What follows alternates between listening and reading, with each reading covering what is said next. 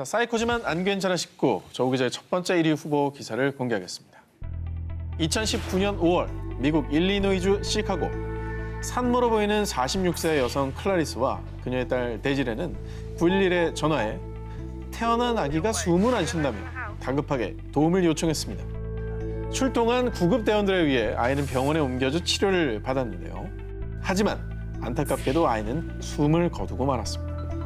911에 연락한 두 모녀는 얼마 뒤 살인 혐의로 경찰에 체포가 됐는데요. 알고 보니 이 모녀는요. 갓 태어나 숨진아기와는 피 한 방울도 섞이지 않은 남이었습니다. 무슨 말이에요? 무슨 말이야 이게 지금? 숨진 아이의 진짜 엄마는 오초아 로페즈라는 인물이었는데요. 자, 오초아는 임신 9개월로 곧 출산을 앞두고 있었습니다.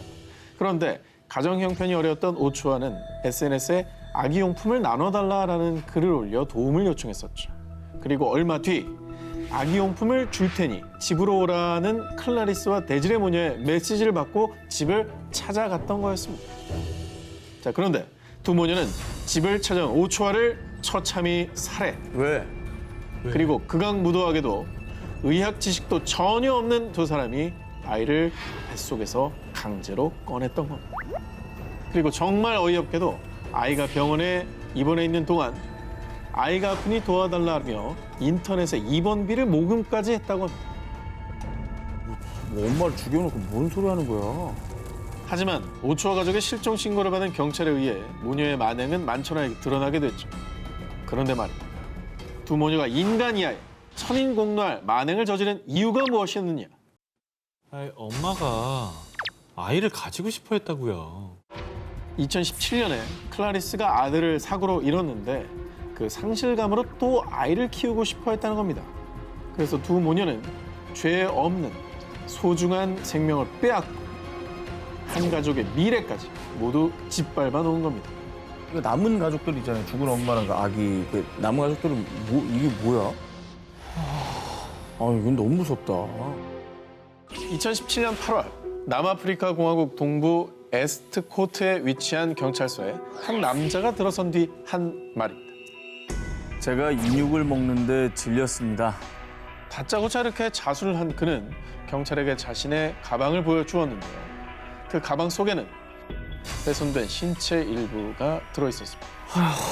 진짜 오늘 정말 끔찍한 살인범의 정체, 민간요법으로 환자를 치료하는 전통 치료사 니노 은바타였는데요. 그가 이토록 소름 끼치는 만행을 저지른 이유. 어느 날 주민 마구반에는 전통 치료사 은바타를 찾아가 아프지 않고 좋은 일만 생기도록 무티 하나만 만들어 주세요.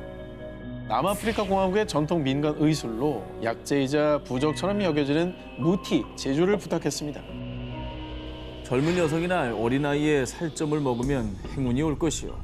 무슨 소리야 이게 말이 되는 얘기예요 이게 지금? 자, 이렇게 끔찍한 처방을 내린 전통 치료사 은바타. 결국 주민 마구반에는 이 끔찍한 미신을 믿고 전통 치료사 은바타와 함께 25세 여성 자넬라를 성폭행한 뒤 살해했고요. 숨진 여성의 신체를 훼손해 약재에 썼다고 합니다. 아이고야.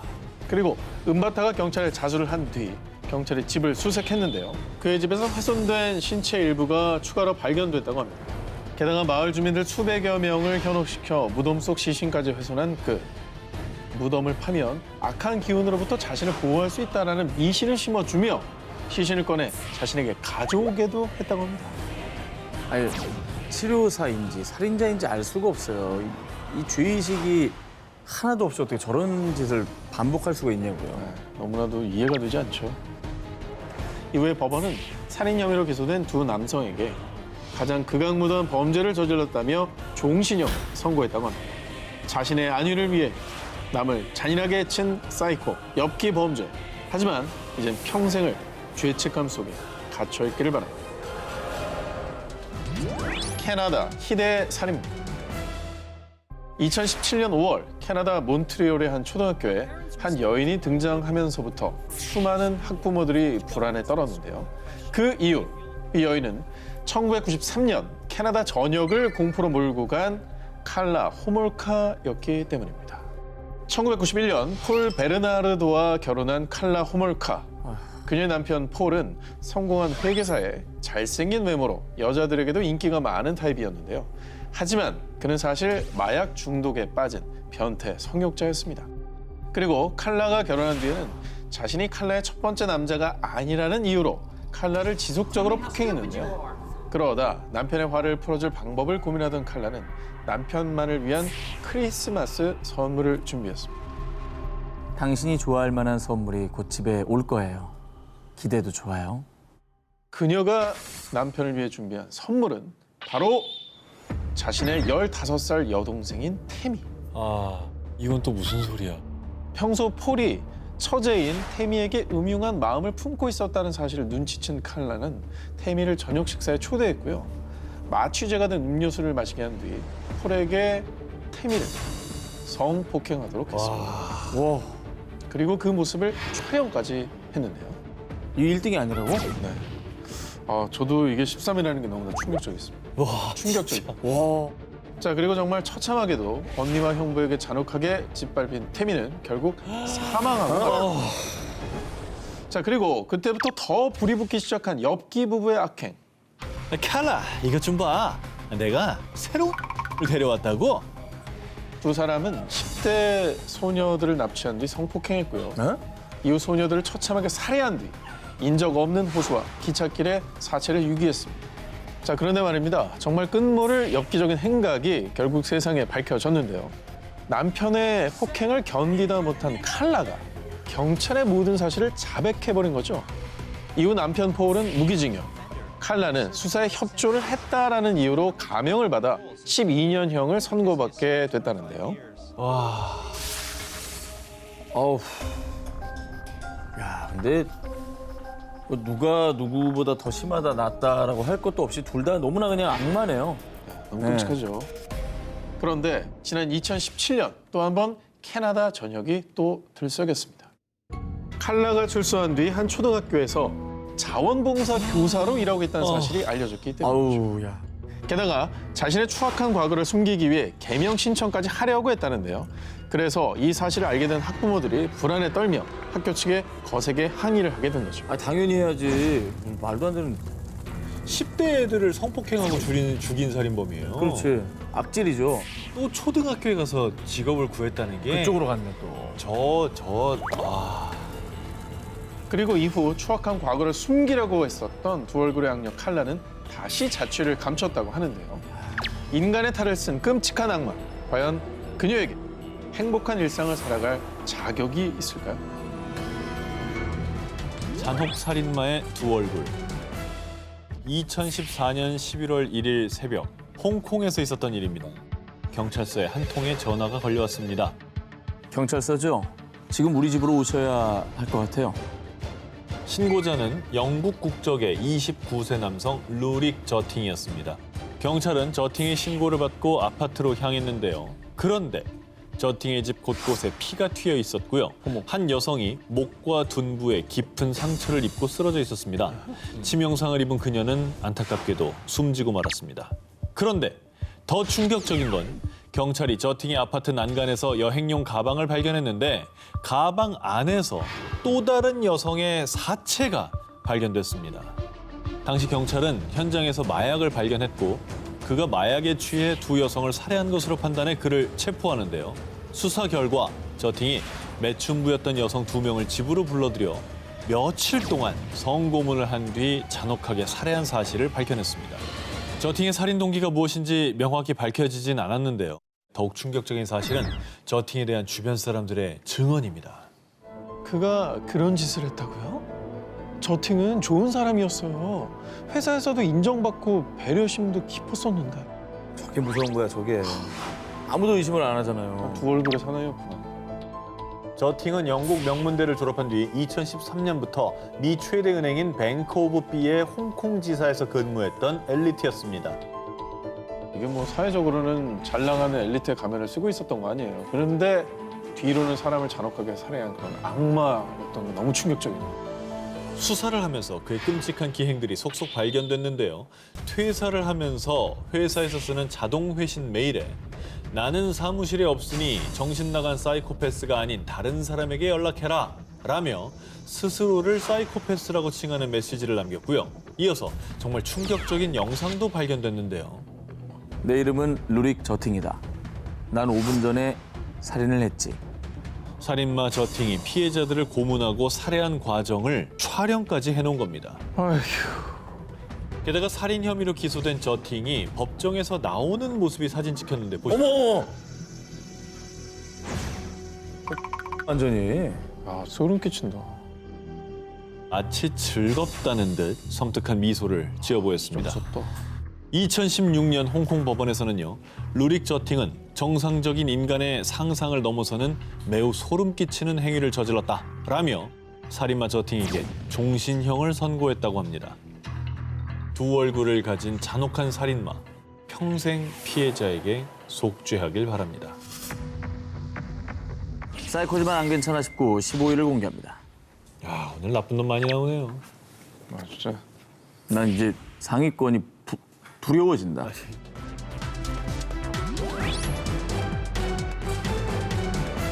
2001년 일본의 한 홈페이지에 올라온 소설. 나오미는 얼마 동안이나 숨을 참을 수 있지? 고통스러워하는 너의 모습은 너무 아름다워. 더욱 고통스럽게 해줄게. 이건 또 무슨 소리예요?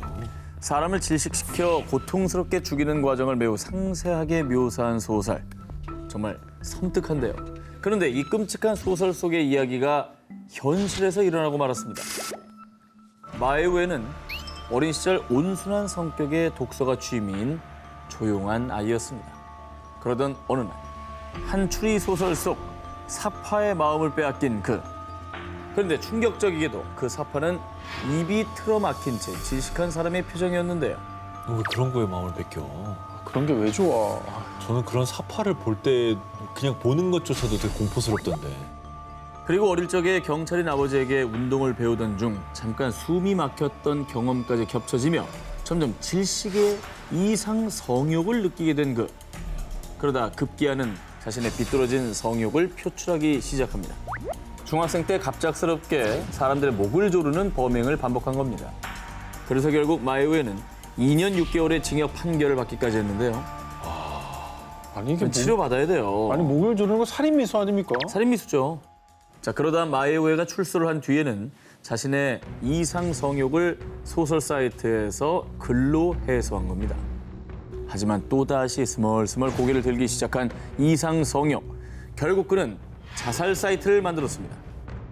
어차피 죽을 텐데 나를 즐겁게 하고 죽어. 아, 진짜 이거 하지 말지. 이건 그림이 그려지네요. 너무 끔찍한데요. 하지 네. 이렇게 첫 타겟이 된 25세 여성 A씨. 마에우에는 그녀에게 동반 자살을 제의했고요. 그녀를 만나 산으로 향한 뒤 여성 A씨의 손발을 묶고는 난 괴로워하는 당신을 구경하러 왔어. 같이 죽을 생각은 없어. 자, 이렇게 A씨를 실신시켰다 깨우기를 반복. 아, 뭐야. 그리고 정말 악랄하게도 이 모습을 촬영하기까지. 와, 이것이 마에우에가 저지른 첫 번째 살인이었습니다. 와, 그 사람 정말 얼마나 공포스러웠을까. 그때부터 더욱 걷잡을 수 없이 범죄의 늪에 빠진 그는 그 뒤로도 자살 사이트를 통해 알게 된 남자 중학생, 대학생 2명을 같은 방법으로 질식사시켰습니다. 타인의 고통이 본인한테 희열이라니 정말 이거는 진짜 사이코패스가 뭐 다른 사람을 지칭하는 말이 아니네요. 바로 이 사람을 위한 말인 것 같습니다.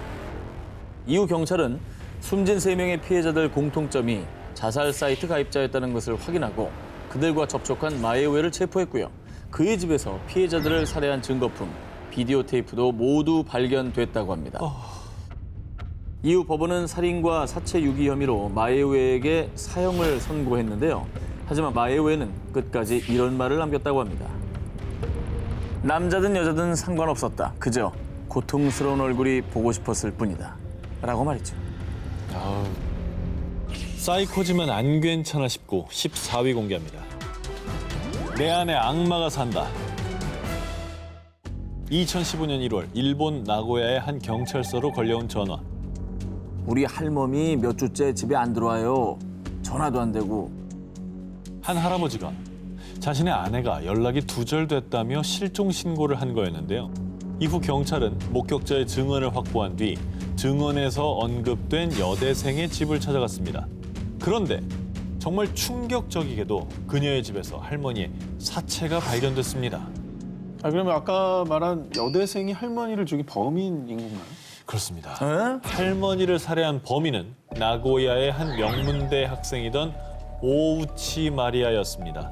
사건 당시 할머니가 종교 전도 때문에 마리아의 집에 방문했다가 이런 참변을 당한 걸로 추정했는데요. 아니, 그러니까 모르는 사람이었던 거예요. 모르는 사람인 거죠.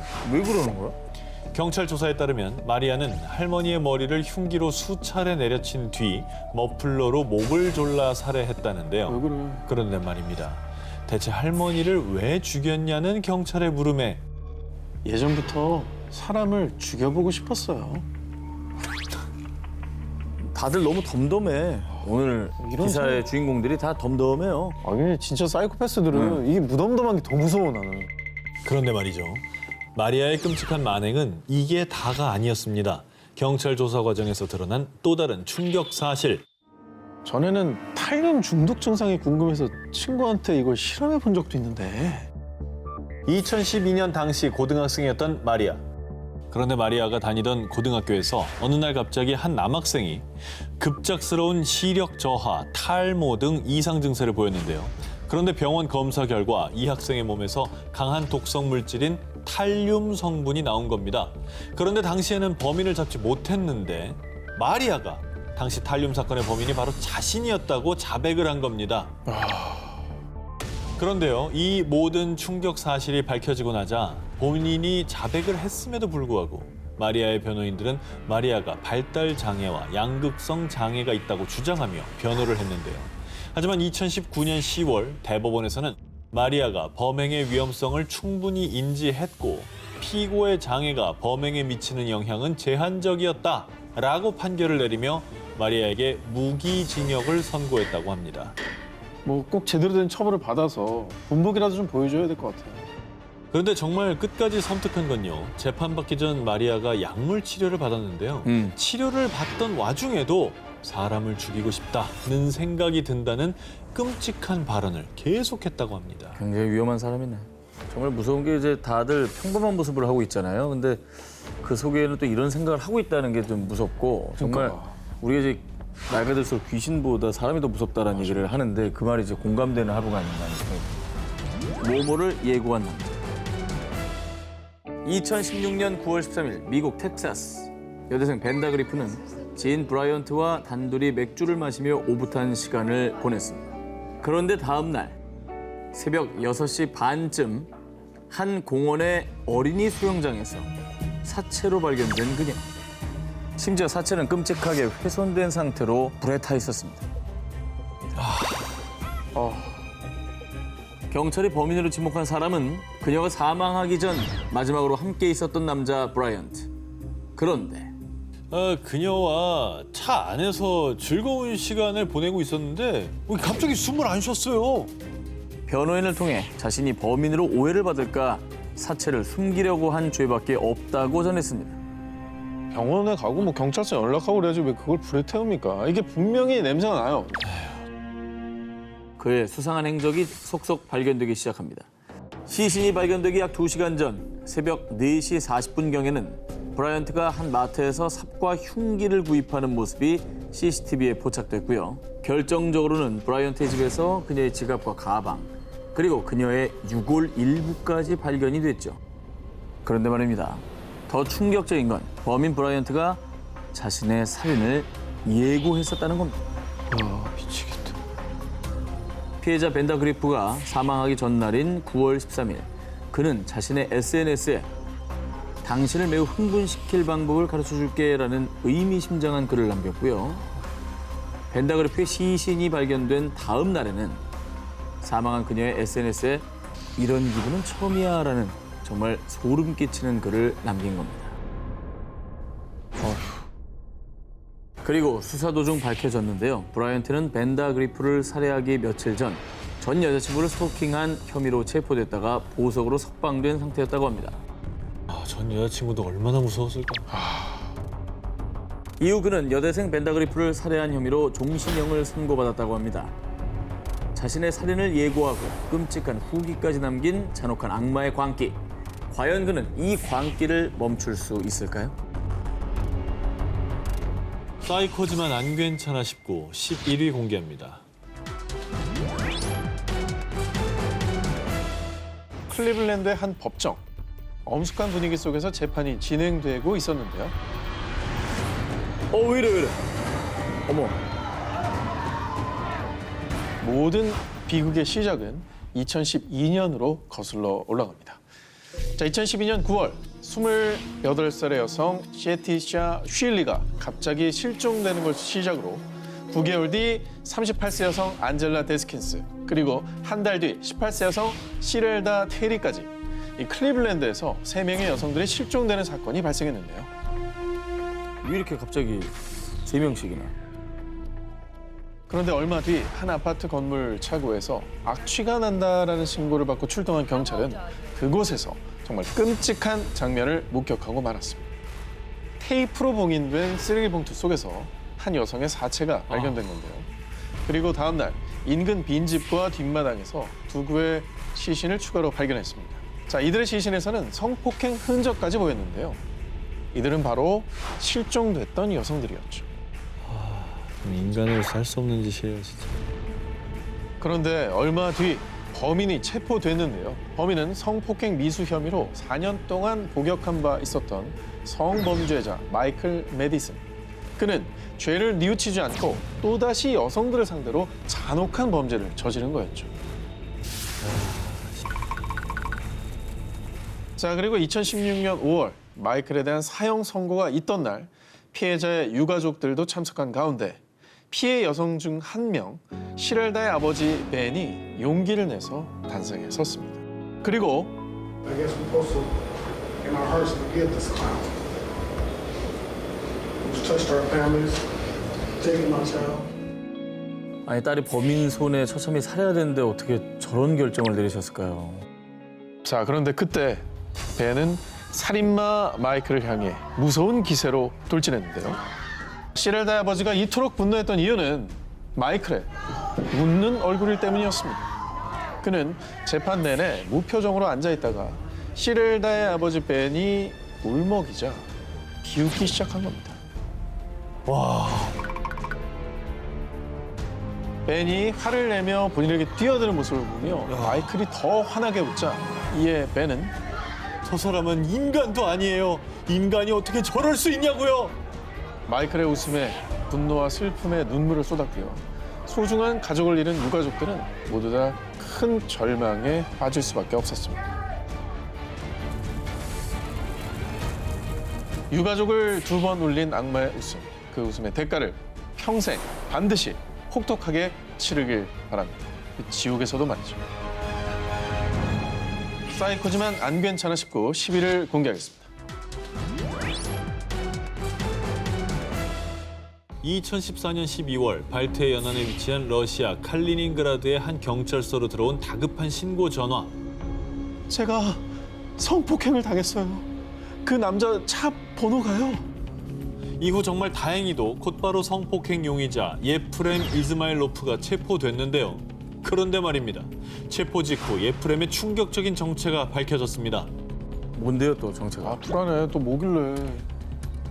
성폭행범 예프렘의 실체. 그는 경찰이었습니다. 2005년부터 2014년까지 경찰로 재직한 예프렘은 밤길을 홀로 걷던 여성에게 접근. 경찰입니다. 밤길이 늦었으니 제가 집까지 바래다 드리죠. 그런 사람 잡아야지. 니들이 그럴 때가 아니지. 여성분은 얼마나 마음을 놨겠냐고. 경찰 신분증을 보여주며 경계심을 풀게 한 뒤 여성들을 자신의 차에 태웠고요. 이후 인적이 드문 곳으로 차를 몰고 가 성폭행해왔던 겁니다. 참, 내 정말. 아, 제정신으로 방송할 수가 없어. 예프렘이 여성들을 성폭행한 뒤에 남긴 끔찍한 말. 사실 나 HIV 감염자야. 근데 나 경찰인 거 알지? 너 어떻게 하는 거 일도 아니니까 입 조심해. 그는 2001년 인체 면역 결핍 바이러스 HIV 감염 진단을 받았던 건데요. 그 뒤 경찰 신분을 악용해 범죄를 저질렀고 경찰에 신고하지 못하도록 협박까지 일삼은 겁니다. 아니 근데 어쨌든 뭐 본인이 감염된 사실을 알면서 일부러 이런 짓을 벌인 겁니까? 아니 그러면 계속해서 치료를 받으면서 조심해야지. 그거를 범죄에 악용한다는 게 말이 됩니까? 그리고 경찰에 따르면 신고자를 포함해 무려 11명의 피해자가 있다고 밝혀졌고요. 정말 안타깝게도 이들 중에 9명이 HIV에 감염된 것으로 전해졌습니다. 이후 이 사건은 러시아의 악마 경찰로 보도. 전 세계 수많은 사람들이 경찰이 아니 인간이 어떻게 저럴 수가 있나 라며 대분노를 했습니다. 경찰을 떠나서 인간이 어떻게 저럴 수가 있나. 야, 피해자들에게 평생 지우지 못할 끔찍한 고통을 남긴 악마. 과연 지금 그는 자신의 잘못이 뭔지, 무슨 짓을 한 건지 깨닫긴 했을까요? 사이코지만 안 괜찮아 싶고 9일을 공개합니다. 모모모 때문에 희생된 아이들. 2019년 4월 중국 허난성에 위치한 한 사립 유치원. 평소처럼 간식으로 제공된 죽을 먹은 아이들. 그런데 아이들이 갑자기 배가 아프다며 구토와 실신을 하더니 무려 20여 명의 아이들이 병원에 실려갔는데요. 아 불안해. 먹을 거 가지고 좀 그러지 좀 마 좀. 이게 오늘 주제만 아니면 뭐 재료가 상해서 식중독인가? 뭐 이런 생각을 할 텐데. 그 정도면 뭐 여기까지 올라오지도 않았겠죠. 공안의 조사 결과 아이들이 먹은 팥죽에서 화합물인 아질산 나트륨이 검출됐는데요. 이게 뭐예요? 아질산나트륨. 육가공 제품의 붉은색을 내기 위해 소량으로 사용되지만 만약 과다하게 섭취할 경우 특히나 어린아이들은 사망에까지 이를 수 있는 독성 물질입니다. 그런데 말입니다. 정말 이상하게도 유치원에 다니는 총 50명의 아이들 모두 똑같은 죽을 먹었는데 교사 원페이가 담당하는 아이들만 이상 증세를 보인 겁니다. 그래서 공안에선 교사 원페이를 범인으로 의심했죠.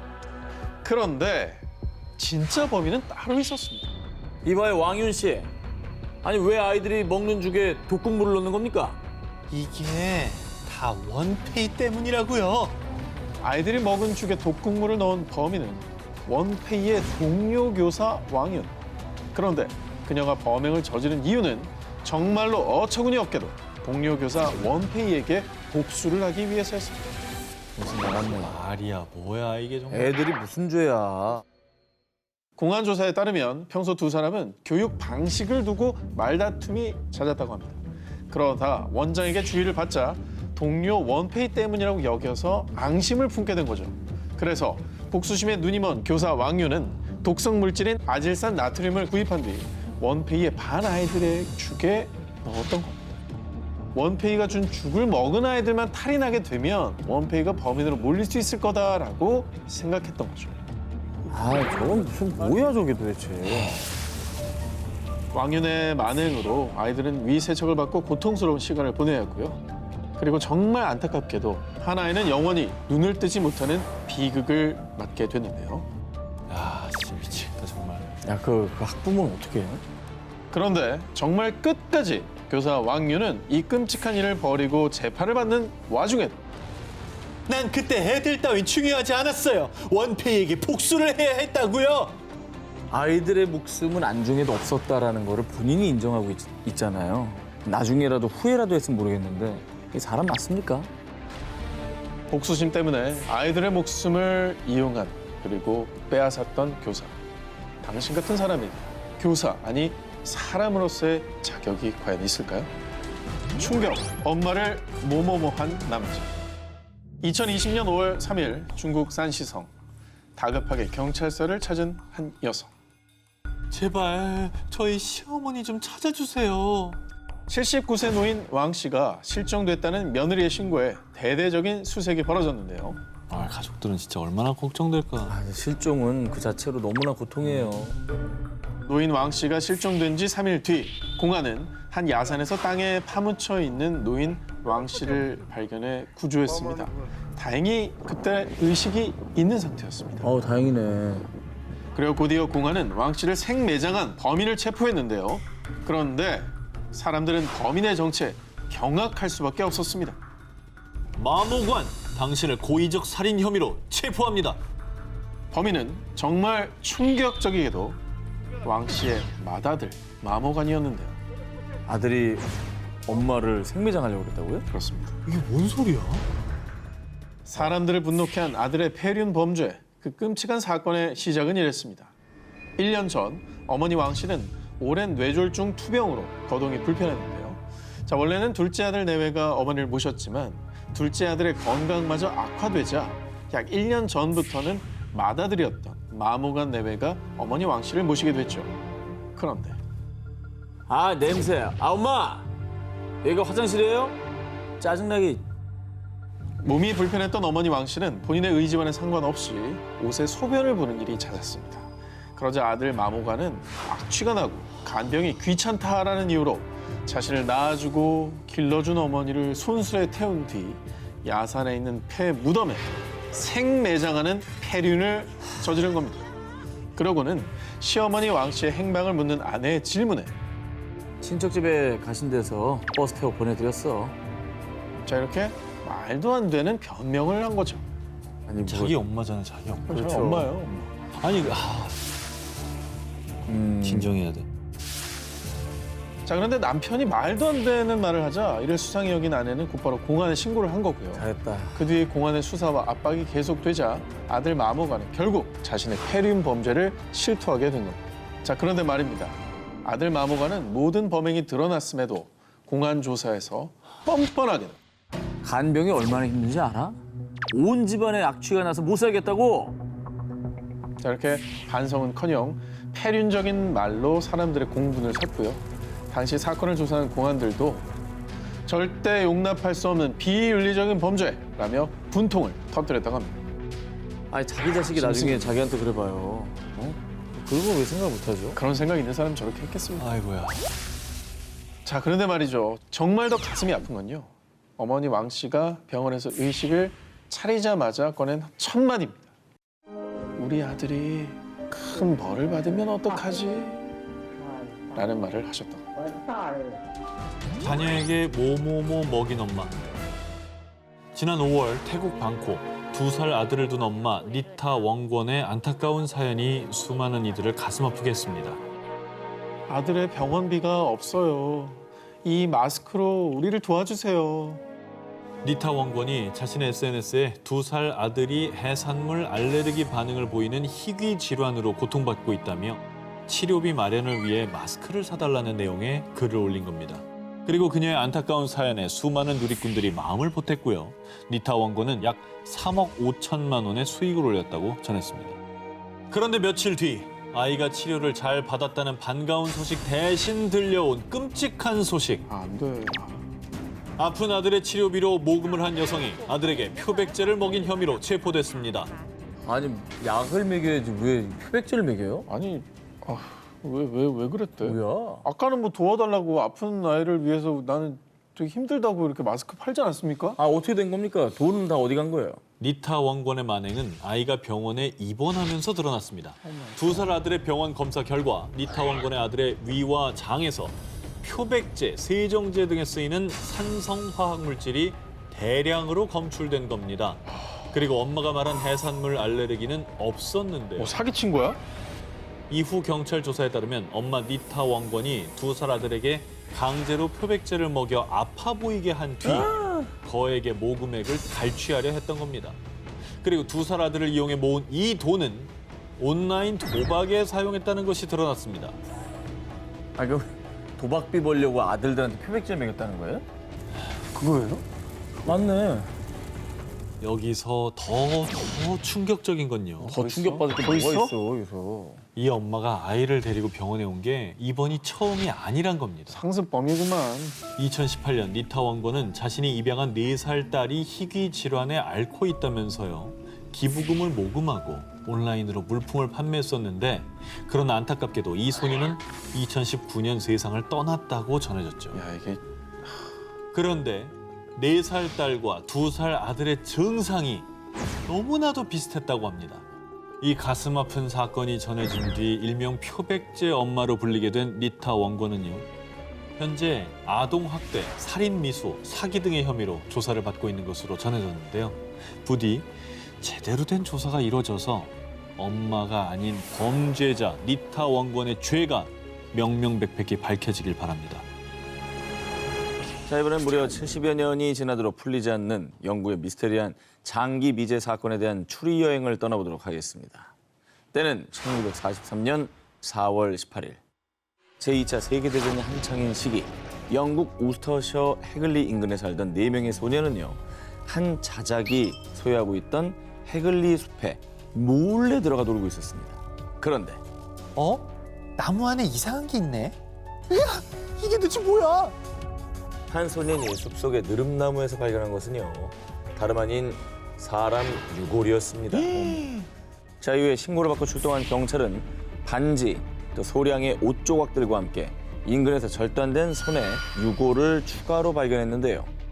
당시 법의학자 제임스 웹스터가 유골을 검사한 결과 유골 주인은 출산 경험이 있는 30대 여성이며 18개월 전에 질식사한 걸로 보입니다. 입속에서 천 종류인 테피터가 발견된 것을 토대로 그녀가 누군가에게 질식사했으며 살해된 직후 나무에 유기됐다고 추정했습니다. 그리고 불규칙하고 특이한 치아 구조를 확인해 당시 영국 내 치과들을 수사했지만 여성의 국적과 이름 등 자세한 신원은 알아낼 수가 없었고요. 누가 그녀를 죽이고 유기했는지 끝내 범인은 밝혀내지 못했습니다. 그런데 말입니다.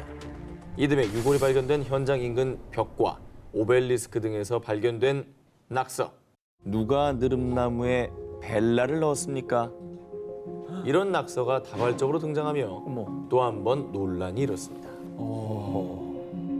유골 주인의 이름이 벨라라고 생각할 수 있겠네요. 그렇죠. 일단 그렇게 추정할 수가 있는 거고. 뭔가 진실을 아는 사람이 저 고발한다고 이렇게 써놓나? 어쨌든 이 정도면은 아는 사람이 있는 거니까 이제 밝혀지지 않을까 싶은데요. 자, 이후에 일명 벨라라고 불린 유골 주인이 도대체 누구인지를 두고 사람들은 수많은 추리를 내놨습니다. 먼저 첫 번째 추리.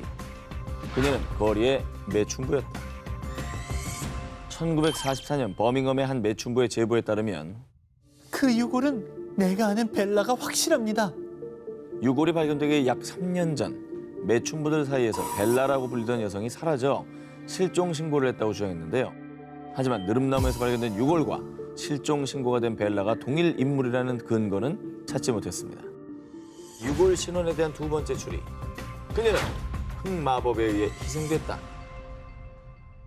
1945년 런던 대학교의 고고학자 마가렛 머레이는 유골의 모습이 흑마법 중 영광의 손이라는 의식의 형태와 일치. 그리고 낙서에 적힌 벨라라는 이름도 흑마법에 사용되는 식물의 고대 이름이라고 주장했습니다. 낙서라는 사람은 뭔가를 알고 있다는 뜻이기도 한데. 그렇죠. 근데 벨라는 그렇게 말하기는 좀 그런 게 그냥 되게 흔한 여자애들 이름이라. 네. 온갖 추리가 쏟아졌지만 전부 사실로 밝혀진 것은 없을 뿐더러 누가 그녀를 나무에 넣었는지 70여 년이 지난 지금까지도 밝혀지지 않고 있습니다. 1977년 1월 4일 일본 도쿄에서 전해진 충격적인 소식. 16세 소년 사망한 채 발견. 공사장 인부, 사인은 모모 속 독극물. 두 사람의 사인은 청산 중독이었습니다. 야, 그러면 이 청산가리가 든 무언가를 먹은 거예요, 두 사람 다? 즉사 아니에요, 즉사? 거의 즉사죠. 그죠? 저거는 오래 못 버텨요. 원한에 의한 건가요? 자, 경찰 조사에 따르면요. 16세 소년은 사망 전날인 1월 3일 시나가와역 인근 공중전화 부스에서 미개봉된 콜라를 발견하게 되는데요. 그런데 다음 날 새벽 1시경 콜라를 마시고 사망.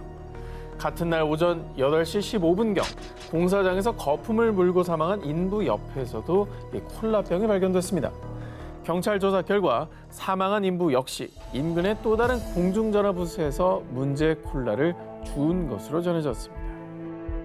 자, 누가 의도적으로 이제 공중전화 부스에 청산을 탄 콜라를 둔 거는 팩트인 것 같은데 아니면 혹시 저 콜라 회사의 앙심을 품고 어떤 그 이미지를 추락시킬 의도로 그렇게 한 건 아니에요? 블랙 컨슈머. 네.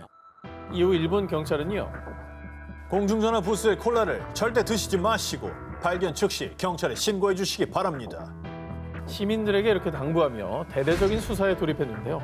그러나 용의자, 또 범행 동기 등에 대한 그 어떤 증거도 확보하지 못한 채 해당 사건은 불특정 다수를 향한 묻지마 범죄로 추정되며 한순간 일본을 공포로 몰아넣었습니다. 묻지마 범죄인 것 같은데요. 뭐 이렇게 분노, 앙심 이런 것도 없는 것 같고 그냥 얼마나 무서울까, 동네 사람들. 다 망해라. 자, 그런데 사건 발생 약 한 달 뒤인 2월 오사카의 한 30대 회사원이 출근 도중 공중전화 부스에서 미개봉 콜라를 발견한 뒤 마셨고요. 결국 의식불명으로 병원에 이송됐는데요. 그러나 정말 천만다행히도 그는 목숨을 건질 수 있었습니다. 자, 그런데 말입니다. 운 좋게 목숨을 구한 이 남성이 병원에서 태어난 바로 다음 날 돌연 스스로 목숨을 끊은 채 발견된 겁니다. 어머 왜? 그리고 그의 가족들에 따르면 해당 남성이 청산 콜라 사건을 알고도 자신이 또 다른 피해자가 됐다는 것이 부끄럽고 면목 없다는 말을 했었다고 합니다. 그게 왜 자살할 이유예요? 자, 그런데 그가 콜라를 마시는 걸 봤다는 목격자도 없었고 또 청산 중독 증상이 없었다고 보도되며 논란이 되기도 했습니다. 이 사람이 범인 아니야? 설마. 갑자기 의심을 할 수 있는 정황이 있는 거죠. 그럴 수도 있겠네. 아, 왜냐면 수사가 쪼여오잖아. 그러니까 나도 피해자인 척 하려다가 마시면 죽을 것 같으니까 이렇게 입으로 적시다가 이렇게 해놓고. 자, 그러나 그 역시 사건과 관련된 그 어떤 혐의점도 발견되지 않았고요. 일본의 청산콜라 살인 사건은 1992년 1월 공소시효 만료로 영구 미제 사건으로 남고 말았습니다. 1978년 미국 오하이오주 엄숙한 분위기 속에 법정에 선 한 남자 윌리엄 스탠리 밀리건. 그는 1년 전 오하이오주의 여대생 3명을 납치한 뒤 성폭행하고 현금을 갈취한 혐의로 기소됐습니다. 이때 피해자들의 증언뿐 아니라 범죄 차량에서 그의 지문까지 발견되며 모든 정황이 확실시됐는데요. 이제 남은 건 준엄한 법의 심판뿐. 아, 뭐 벌 받아야죠. 형량도 무겁게 때려야죠. 뭐 말할 나위가 있나요? 그런데 말입니다. 네네. 밀리건 씨의 납치, 성폭행, 금품 갈취 혐의에 대해 무죄를 선고합니다. 뭐야? 아, 증거가 다 나왔는데 왜 무죄예요? 왜 무죄야? 억울한 사람이었나? 그가 무죄 판결을 받게 된 이유! 1977년 납치 및 성폭행 사건으로 체포된 뒤 조사 과정에서 정신검사를 받게 됐는데요. 그런데 아저씨, 제가 왜 여기 있어요? 박사님, 넥타이가 참 멋지네요. 한 자리에서 순식간에 전혀 다른 사람으로 돌변! 또 범행 당시가 전혀 기억나지 않는다며 자해 등 돌발 행동을 하기도 했습니다. 결국 그는 정신건강센터에서 구체적인 검사를 받게 됐는데 검사 결과 밀리건은 해리성 정체 장애, 다중인격 장애를 앓고 있었습니다. 야, 그 영화 아이덴티티에 나왔던 게 이제 현실판이네요. 여기서 모티브를 얻은 겁니다. 아, 그 영화가? 어머. 당시 밀리건의 담당 수사관들은 밀리건이 형량을 줄이기 위해 거짓 연기를 펼친다고 생각했습니다. 당연히. 합리적 의심이죠. 그러나 수사하면 할수록 정말 믿기 힘든 그의 능력들이 발견됐습니다. 22살의 영국 남성 아서의 인격이 지배할 때면 수학, 물리학, 의학 박사 지식이 탑재돼 있었고요. 23살의 유고슬라비아인인 레이건으로 변하면 크로아티아어를 자유자재로 구사합니다. 어머. 그리고 그림 실력이 유능한 18살 여성 앨런은 어머. 밀리건 속에 각각의 인격들을 그려내기까지 합니다. 아, 무서워. 그렇게 그에게서 발견된 인격은 무려 10개. 그리고 여기서 드러난 충격 사실. 여대생 3명을 성폭행한 것은 밀리건이 아닌 또 다른 인격. 19살의 레즈비언 에이들라나였다고 합니다. 심지어 여자였어. 결국 밀리건은 정신과 의사 4명과 심리학자 1명의 법정 증언으로 무죄를 선고받게 됐고요. 그 뒤에는 정신병원에 수용됐는데 놀라운 것은 그곳에서 14개의 인격이 추가로 발견됩니다. 총 24개의 인격을 소유한 것이 밝혀졌다고 합니다. 한편의 영화 같았던 미국 역사상 최초로 다중인격을 인정받아 무죄가 선고된 희대의 재판이었습니다. 모모의 암수살인 고백의 진실. 2014년 일본 도쿄 경시청에 도착한 한 통의 제보 편지. 그런데 이를 본 수사관들은 경악할 수밖에 없었는데요. 20년 전에 내가 2명의 사람을 더 죽였습니다. 본인의 살인을 제보를 한 거예요? 2명을 더 죽였으면 이미 죽였다는 얘기잖아요. 1명을. 살인 제보 편지를 보낸 사람은 일본 3대 야쿠자 스미 요시카이의 전 보스 야노 오사무. 그는 2003년 권총을 난사해 4명을 살해한 혐의로 이미 복역 중인 사형수였습니다. 그런데 자신이 저지른 살인 외에 경찰도 파악하지 못하고 있던 또 다른 살인 사건을 스스로 제보한 겁니다. 영화 암수살인 약간 내용이랑 비슷한 것 같은데요. 그러게. 일본을 발칵 뒤집은 사형수의 암수 살인 자백에 경시청은 범죄 조직 전담반을 투입, 실종자들을 대조해가며 수사에 돌입했고요. 사형수 야노의 제보와 조직원들의 증언을 토대로 사이타마현과 가나가와현 일대를 샅샅이 수색했습니다. 그리고 2년에 걸친 수사 끝에 드디어 2016년 사형수 야노의 말대로 1996년과 98년에 실종됐던 두 남성의 백골 시체를 발견하게 됩니다. 진짜였네. 알고는 사형수라고 했었는데 추가 범행이 밝혀지면 이게 어떻게 되는 건가요? 밝혀지면 이게 어떻게 되는 건가요? 그리고 이미 사형을 선고받은 사형수 야노는 이례적으로 2018년 또 다른 살인 사건에 재판을 받게 되는데요. 그런데 내가 죽인 거 아닌데요. 경찰 양반들이 헛다리 짚으셨네. 아유 억울해라. 아유. 재판 과정에서 갑자기 말을 바꾸며 무죄를 주장한 사형수 야노. 그런데 정말 더 뜻밖의 사실은 도쿄 지방법원 재판부는 그에게 무죄를 선고했다는 겁니다. 무슨 얘기야? 시체가 나왔다면서. 그 말을 갑자기 왜 바꾸는 거예요? 너무 뻔뻔하네. 사실 얼마나 많은 경찰이 몇 년 동안 수사에 매달리면서 힘들었겠습니까? 사형수 야노가 암수살인을 스스로 제보하고도 무죄를 받은 결정적 이유. 피고인은 사형 집행을 지연시키기 위해 거짓 고백을 할 동기가 충분해 믿을 수가 없다. 재판부는 사형수 야노가 거짓 제보로 수사와 재판을 받는 과정을 통해 사형 집행을 지연시키려 했다고 판단. 그리고 사건이 발생한 지 20년 이상 지나고 사건 관련 관계자가 모두 사망한 데다 발견된 사체만으로는 사망 원인 등을 규명하는 데 한계가 있다고 판단했습니다.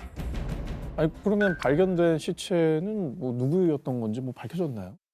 지난해 사형수 야노가 숨을 거두며 안타깝게도 누가 두 사람을 죽였는지 그리고 야노가 어떻게 그 사건을 알고 있었는지 사건의 진상은 오리무중인 상황입니다. 어쨌든 뭐 범죄 사실을 알았다는 건데 고인의 죽음을 밝혀주지 못할 망정 이 거짓 제보로 이걸 이용하다니요. 하늘에서라도 제대로 반성하길 그리고 언젠가 반드시 이 사건의 진상이 밝혀지길 바랍니다. 그가 남긴 마지막 이것. 2019년 9월 28일 베트남 하노이 박두리엠의 외진 곳에서 시신 한 구가 발견되는데요. 사건은 이틀 전으로 거슬러 올라갑니다. 오토바이 호출 서비스의 운전사로 일하고 있던 18세 응우옌 카오 S는 시내에서 손님 2명을 태우고 외곽 지역으로 이동합니다. 그런데 지금 돈이 없으니까 다른 날 줄게. 아 그건 안 되죠. 차비를 둘러싼 말다툼은 삽시간에 몸싸움으로 번졌는데요. 이때 갑자기 손님 한 명이 흉기를 꺼내 S를 무참히 공격, 살해한 뒤 휴대폰과 오토바이까지 훔쳐 도주한 겁니다. 그 흉기를 갖고 다녔던 뭐 강도였던 거네요, 그러면. 그렇게 사건 발생 이틀 뒤 가족의 실종 신고로 수색을 하던 경찰에 의해 S의 시신이 발견됐고요. 이에 살인범을 찾아 수사에 나선 경찰. 결정적 단서는 물론 시신이 발견된 곳이 워낙 외지고 한적한 지역이라 목격자도 없는 상황. 수사가 난항에 빠지는가 했지만 바로 다음 날 하노이에서 155km 떨어진 옌바이 지역에서 S를 살해한 범인들을 검거하게 됩니다. 범인을 잡을 수 있었던 건 사건 발생 직전 피해자 S 본인이 직접 남긴 제보 덕분이었습니다. 다잉 메시지 같은 걸 남겼나요? 사건 당일 S는 범인들을 태우기 전부터 약간의 실랑이가 있었다고 하는데요. 아, 그 지역은 위험해서 안 가요. 아 좀 태워줘요. 급한 일이라 그래. 아. 범인들이 원했던 목적지가 유독 강도가 많이 출몰하는 한적한 지역이라 왠지 어딘가 모르게 불안감을 느꼈던 S. 그래서 범인들을 오토바이에 태우기 전에 친구에게 연락해서요. 혹시 나한테 무슨 일이 생기면 경찰에게 이 사진을 보내줘.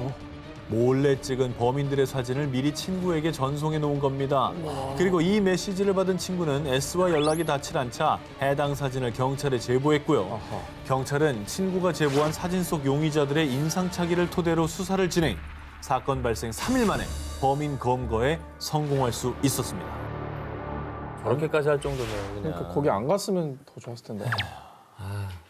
피해자가 남긴 마지막 사진 한 장. 결국 범인 검거에 결정적인 키가 됐는데요. 위험을 직감한 상황에서 어쩌면 마지막으로 스스로를 지키고 싶은 마음에 남긴 절박한 제보가 아니었을까요?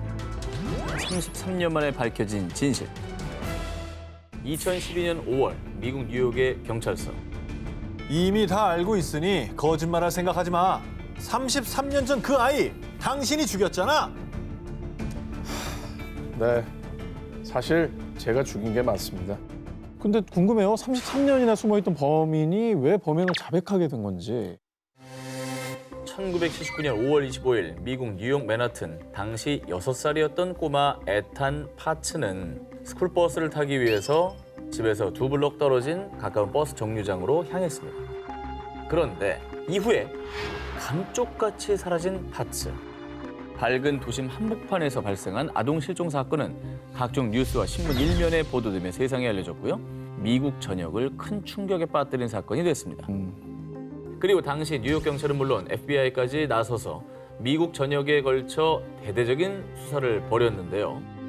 사라진 파츠의 흔적, 범인의 단서는 그 어디에서도 찾을 수가 없었습니다. 아휴, 너무 안타깝네요. 백주대낮에 어떻게 그런 일이 일어나지? 파츠가 실종된 지 4년 만인 1983년에는 당시 로널드 레이건 대통령이 이 파츠의 실종일인 5월 25일을 세계 실종 아동의 날로 선포. 그리고 시중에 판매되는 우유 팩에 실종 어린이의 사진이 게재된 것도 이 파츠가 처음이었다고 합니다. 저 정도로 캠페인까지 있었다면 뭐 정말 온 국민이 계속해서 이 파츠를 찾기 위해 노력을 했었는데. 그렇죠. 아유, 안타깝네요. 결국 실종 22년 만인 2001년 안타깝게도 파츠는 법적으로 사망 처리됐습니다. 그리고 사건도 서서히 사람들의 기억 속에서 잊혀져 갔고요. 근데 저게 어떻게 뭐 실종이 됐건 사망이 됐건 어떻게 처리가 됐건 이 가족들은 어떡하냐고요. 가족들의 마음. 가만 속에. 시신이라도 그런 마음 아니겠어요. 아휴. 그런데 영원히 잊힐 뻔했던 파츠 실종 사건이 다시 수면 위로 드러난 것은 이 사건 발생 31년 뒤 2010년 맨하튼 검찰청에 사일런스 벤스 검사가 새로 부임하면서부터였습니다. 그는 장기 미제 사건이었던 파츠 사건을 재수하기 시작했고요. 얼마 뒤 뉴욕 경찰서로 걸려온 한 통의 전화. 예전에 그가 뉴욕에서 아이를 죽였다고 말한 걸 들은 적이 있어요. 바로 뉴저지에 사는 51세 남성 페드로 에르난데스가 과거 한 아이를 살해했다는 제보였습니다. 제보를 받은 뉴욕 경찰은 즉시 에르난데스를 체포. 그리고 집요한 추궁 끝에 그가 33년 전 이 파츠를 살해했다는 자백을 받아냅니다. 와, 솔직히 그냥 설마 하고 그냥 뭐 그 얘기 들었을 때 넘어갈 수도 있었을 텐데 그렇죠. 정말 용기 있는 제보 덕분에 이렇게 긴 시간이 지났지만 결정적인 역할을 하신 거네요. 그렇죠. 결국 에르난데스는 에탄 파츠 살해 혐의로 2017년 종신형을 선고받았습니다. 38년 만에 법의 심판을 받은 살인범을 보며 파츠의 아버지는 이런 소감을 밝혔습니다. 우리 가족은 오랜 기다림 끝에 마침내 정의를 되찾았습니다. 이제야 마음이 놓입니다. 그리고 무엇보다 고마운 건 그래도 오래된 사건을 집요하게 잊지 않고 수사했던 분들이거든요. 장기 미제 사건은 해결하지 못한 게 아니라 앞으로 해결해야 할 사건이라는 거. 어쨌든 저희도 뭐 아이를 찾는다는 제보나 이런 것들 그냥 지나치지 말고 유심히 봐야 될 것 같다는 생각이 드네요. 그래요. 1994년 9월 16일 새벽 3시 서울의 한 경찰서로 한 여성이 뛰어들어옵니다. 사람을 죽이고 막 불태우는 사람이 있어요. 빨리 가요. 빨리 가요.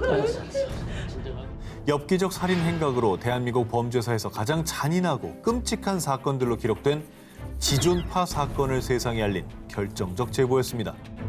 전국 곳곳에서 모두 5명을 살해한 범죄단 일당 6명이 경찰에 검거됐습니다. 참 어린 마음이 되게 충격을 받은 그런 사건이었는데 너무 잔혹해서. 네. 지존파는 부유층에 대한 맹목적인 증오심에 가진 자의 것을 빼앗고 그들을 죽인다라는 행동 강령을 세우고 무고한 시민들을 잔인하게 살해했는데요. 이들은 살인 연습을 한다며 실제로 젊은 여성을 납치해 살해한 것을 시작으로 배신한 조직원, 사업가 부부 등을 살해, 총 5차례의 범행을 저질렀습니다.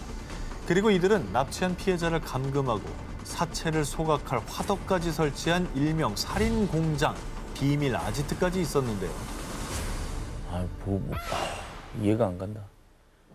1년 3개월 동안 전국을 누비며 잔혹한 범행을 저지른 지존파. 당시 전국 각지에서 잇따라 납치 살인 사건이 발생했지만 경찰은 유력한 용의자를 찾지 못한 상황이었는데요. 그러다 이 여성의 제보로 지난 살인 사건들이 모두 관련이 있고 그 배후에 지존파가 있었다는 것이 밝혀진 겁니다. 지금도 타고 있는 사람이 있을지도 모른다니까요. 그 제보가 아니었으면 지존파 못 잡고 또 더 많은 피해자, 우리가 또 보고 싶지 않은 그 뉴스들이 더 많이 나왔을 수 있어요. 그럴 수 있죠. 결정적 제보를 한 여성, 그녀의 정체는 지존파에게 납치당했다가 극적으로 탈출한 피해자 A씨였습니다.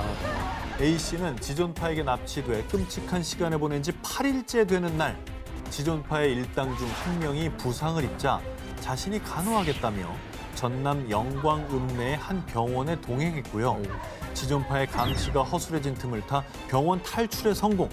그렇게 필사적으로 뛰쳐나와 농가의 비닐하우스에 숨었다가 택시를 3번 갈아타며 이동. 아슬아슬한 숨바꼭질 끝에 서울의 한 경찰서로 향했습니다.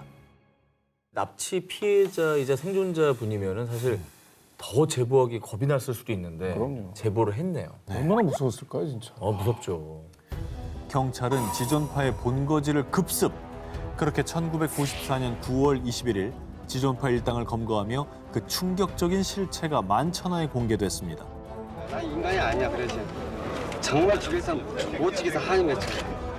충격이었어. 저도 충격이었어요. 반성하는 태도가 아예 안 보여. 결국 이들은 사형을 선고받고 1995년 11월 2일 사형이 집행되며 끔찍한 지존파 살인 사건은 마무리됐습니다. 제보가 얼마나 중요한지 소중한지를 다시 한번 일깨워주는 사건입니다. 5분의 살인자, 여중생 살인 사건. 일본 아오모리현 하치노 헤이 씨, 시로시타 사초메. 자신의 집에서 싸늘한 시체로 발견된 14살 소녀 미야코 와카나. 26년 전의 그날로 거슬러 올라가 보겠습니다. 1993년 10월 27일 오후 6시 23분 미야코의 어머니가 퇴근 후 집에 돌아왔는데요. 그런데 그녀의 코끝에 스친 비릿한 피비린내. 다급히 방 안으로 들어갔습니다. 그런데 딸 미야코가 하의는 벗겨지고 왼쪽 가슴은 피로 흥건한 채 누워 있었습니다. 세상에. 대체 미야코에게 누가 이런 잔혹한 짓을 저지른 걸까요? 사망하기 전 미야코는 5시 40분쯤 하교 후 친구들과 헤어진 뒤 집까지 걸어간 시간을 생각하면 6시쯤 도착했을 거라고 합니다. 그리고 6시 20분쯤에 미야코가 살려달라는 소리와 함께 곧바로 유리창 깨지는 소리가 들렸다고 합니다. 자, 이거는 범행 직후에 이웃 주민들이 했던 증언입니다. 그 소리가 들린 뒤, 그러니까 3분 뒤에 미야코의 어머니가 귀가했습니다. 자, 그렇게 치면 이때 범인은 불과 5분도 안 돼서 순식간에 사라져버린 겁니다. 아니, 이제 유리창이 깨지고 신랑이 있던 상황인데 5분도 안 돼서 그렇게 다 모든 범행을 하고 사라질 수가 있는 거예요? 이해가 안 가죠? 네. 미스테리한 점은 한두 가지가 아닙니다. 당시 신고를 받고 출동한 아오모리 경찰들은 발자국과 지문 등 외부의 침입 흔적을 전혀 찾지 못했고요. 게다가 그 어린 소녀를 잔혹하게 죽인 뒤 마치 자신을 잡아보라는 듯 범인은 결정적인 단서를 남기고 갔습니다. 바로 담배꽁초. 미야코가 죽은 방 옆방에서 범인이 피운 것으로 추정되는 담배꽁초 2개가 발견이 됐습니다. 설마 다른 가족이 피운 건 아니죠? 엄마요?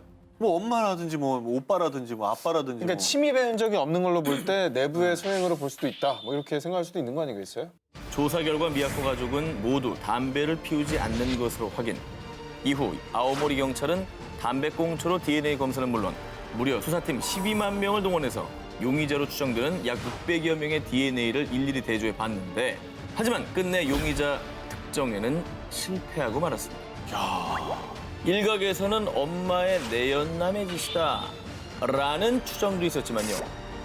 물증은 나오지 않은 채 2008년 10월 27일 공소시효를 넘기며 영원히 미제 사건으로 남게 됐다고 합니다. 아, 안타깝다.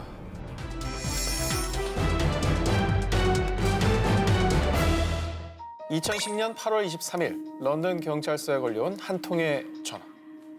아들이 일주일째 연락이 안 됩니다. 집 앞에 가도 인기척이 없어요.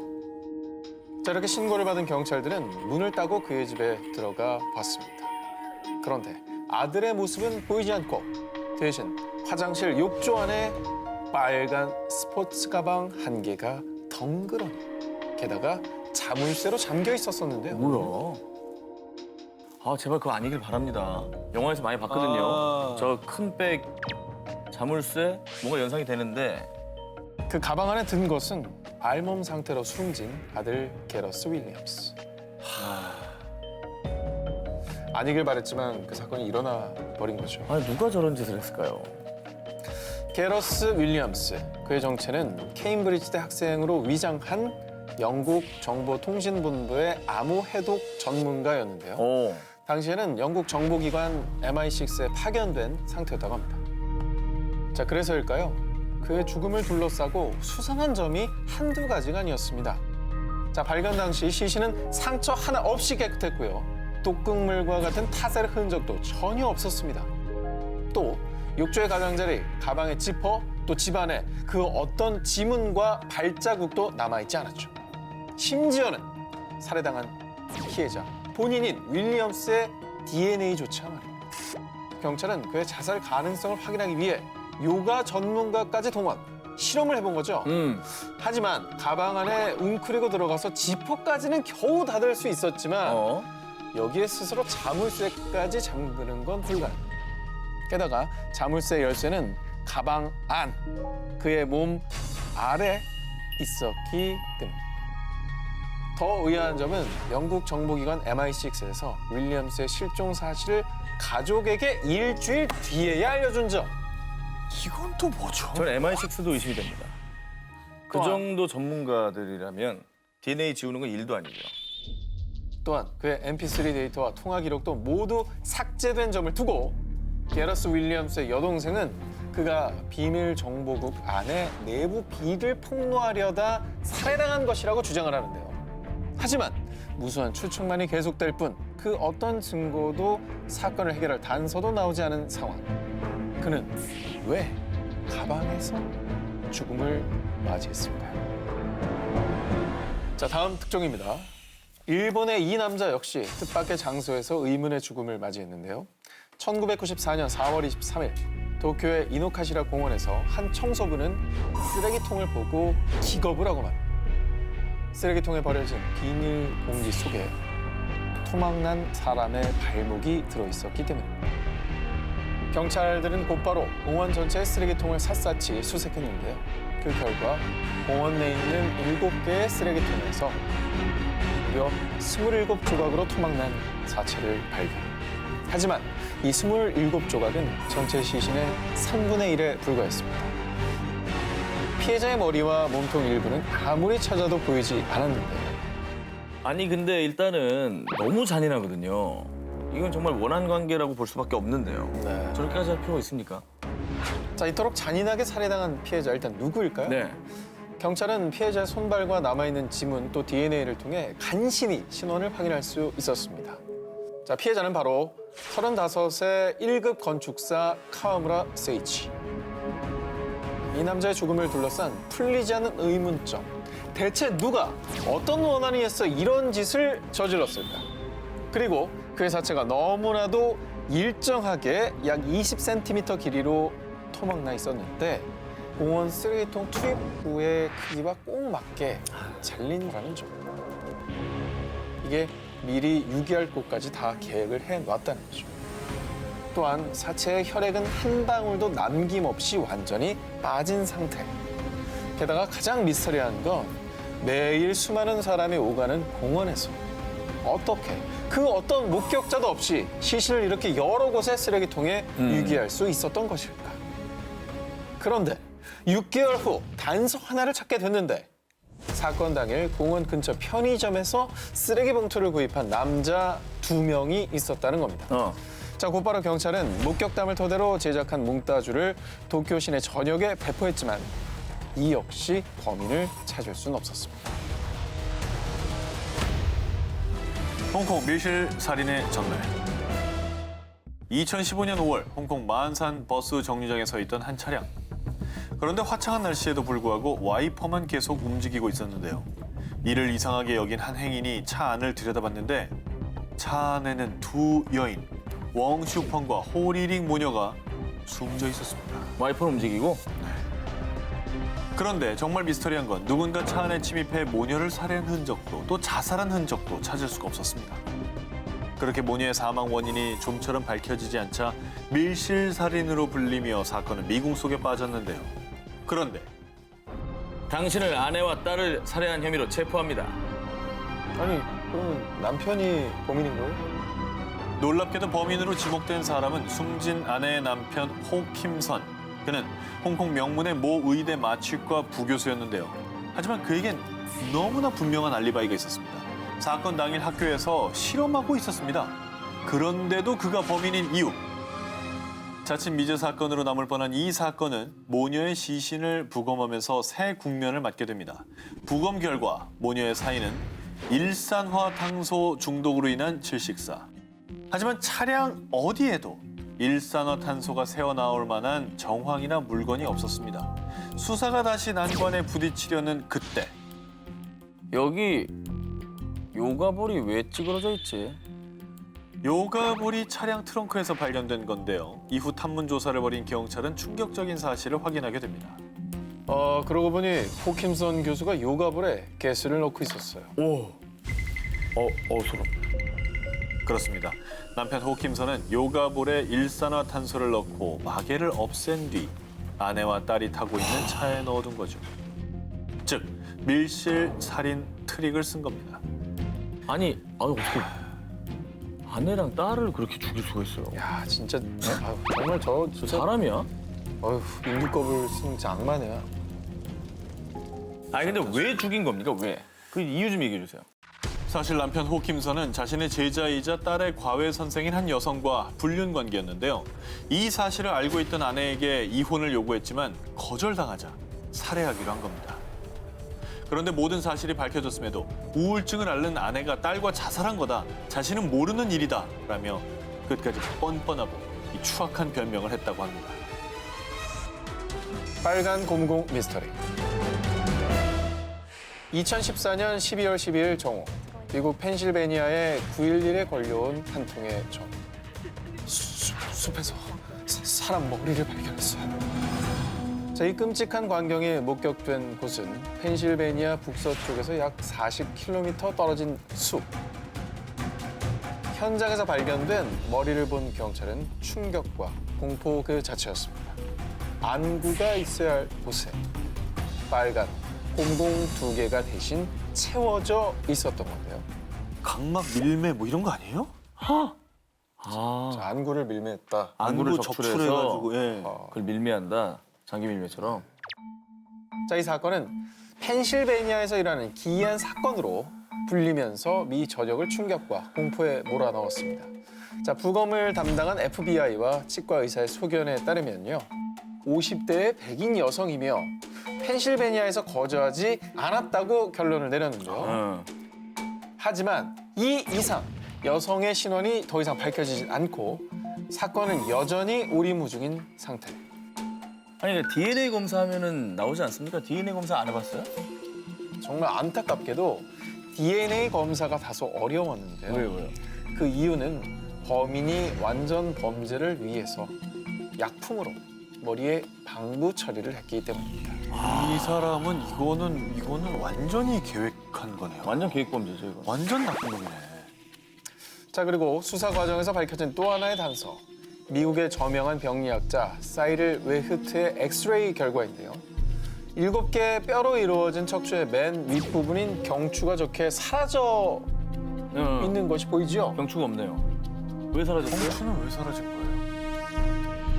특히 목 부분의 깔끔한 절단면은 시체를 주로 다루는 직업군의 소행으로 일단 보인다고 합니다.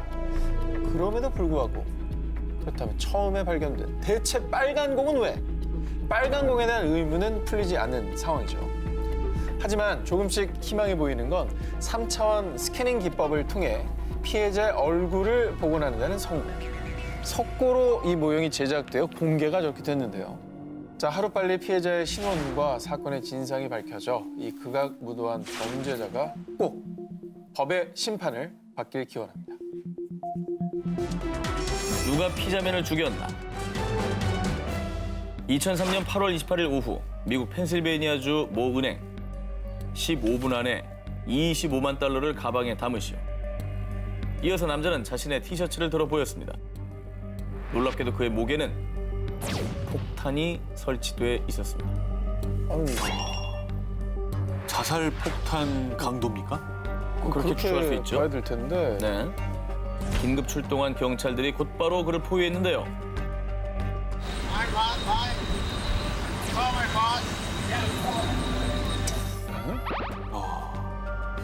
이후에 경찰은 폭발물 처리반을 불렀지만요. 남자는 결국 그 자리에서 처참히 죽음을 맞이하고 맙니다.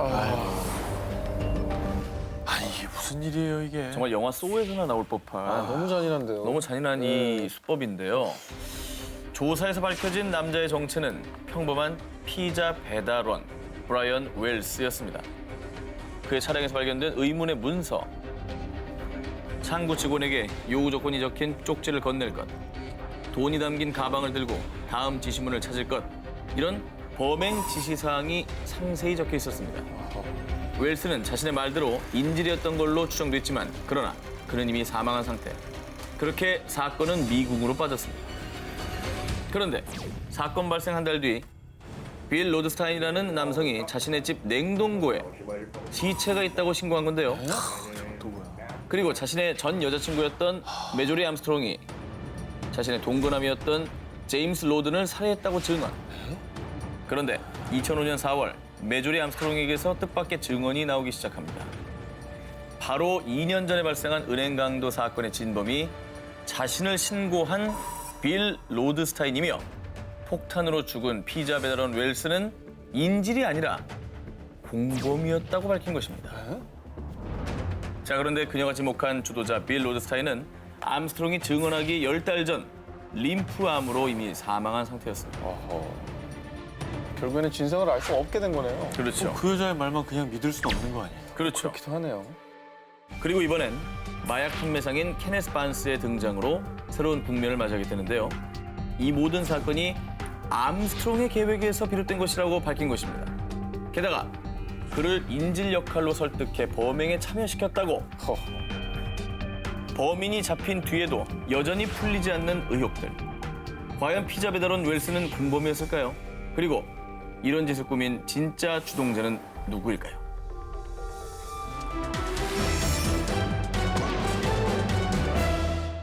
제가 말투가 좀 격해지더라도 이해해 주시기 바랍니다. 예. 임산부를? 그러니까 제가 결혼 안 하겠냐고요 이게. 1988년 일본 나고야의 나카가와 지역. 출산을 앞두고 단란한 가정을 꿈꾸던 A씨 부부. 남편 A씨는 퇴근 전 아내에게 전화를 걸었는데 아내는 전화를 받지 않았습니다. 왜 안 받아요? 좀 불안하게. 집에 온 남편. 아내가 어디 잠깐 나갔나? 하는 생각을 했습니다. 일단 옷부터 갈아입은 남편. 그런데 어디선가 들려오는 아기 울음소리. 뭐야? 그러면 어디서 혼자 아이를 출산한 겁니까? 혼자 출산했다고요? 뭐 곧 출산을 앞두고 있었습니다. 아기가 울잖아. 병원에 갈 시간이 없었나? 왜 그러지? 거실 불을 켰는데 양손이 묶이고 어머. 목에는 전깃줄이 감긴 채 죽임을 당한 아내. 아내의 배가 갈라져 있었고 그 옆에 피투성이가 된 아기가 있었습니다. 뭐야? 아, 뭐야 이게? 어쩌다. 아니, 강도예요? 그럼 그 돈을 노린 거예요? 아니 그럼 돈만 뺏어가지고 뭐 그런 잔혹한 짓을 해요. 그런데 경찰이 처음 지목한 유력한 용의자는 바로 남편이었습니다. 그럴 수 있죠. 그 이유는 아내와 연락이 되지 않았지만 집에 와서도 아내를 찾는 대신에 옷부터 갈아입었다는 거. 하지만 아내의 사망 추정 시간이 밝혀지고 그 시간에 직장에 있던 남편의 알리바이가 확인되자 곧 용의선상에서 제외됐습니다. 그런데 그때 사건이 있던 그날 한 낯선 남자가 아랫집의 문 손잡이를 철컥철컥 돌렸습니다. 집주인이 놀라 나가서 누구냐고 묻자 나카무라 아십니까? 라고 묻더니 모른다고 하자 급하게 사라졌다고 합니다. 와 수상하다. 진짜 수상하다. 자, 이 의문투성이인 엽기적인 사건, 나고야 임산부 살인사건. 사건이 발생한 지 30여 년이 지난 지금까지 아내의 억울한 죽음은 풀리지 못하고 있습니다. 피해자는 있지만 신고도 수사도 없어 세상에 알려지지 않은 사건 암수살인. 2012년 켄터키주의 한 노숙자 숙소에서 마약 사범으로 체포된 사무엘 리틀. 그런데 당시 미해결 사건을 재수사하던 경찰에 의해 그가 1987년에서 89년 사이 여성 3명을 살해한 사실이 밝혀졌고 이후 종신형을 선고받았는데요. 그런데 말입니다. 내가 3명만 죽인 것 같소. 나 교도소만 바꿔주면 내가 누굴 더 어떻게 죽였는지 알려주겠어. 뻔뻔하게 이럴 데가 없네요. 범인을 너무나도 잡고 싶은 경찰 당국의 심리를 이용한 거죠. 그렇죠. 그가 자백한 살인 사건 수는 무려 90건. 1970년대부터 2005년까지 미 전역 16개 주에 걸쳐 살인을 저질렀다고 밝힌 겁니다. 하나도 안 걸린 거야, 여기? 와, 이거 어떻게 그럴 수가 있지? 완전 범죄로 만들 수 있었던 이유. 신분 확인이 어려운 마약 중독자, 매춘부 여성들을 타겟으로 했고요.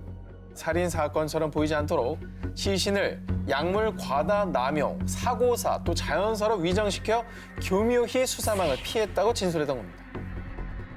악마네, 악마. 이 사람한테는 다 게임이었네. 그렇죠. 자, 현재까지 사무엘 리틀이 자백한 총 90건의 살인 사건 중 실제 그가 저지른 것으로 확인된 살인 건수는 34건. 나머지 사건에 관해서도 계속 확인 중이라고 합니다.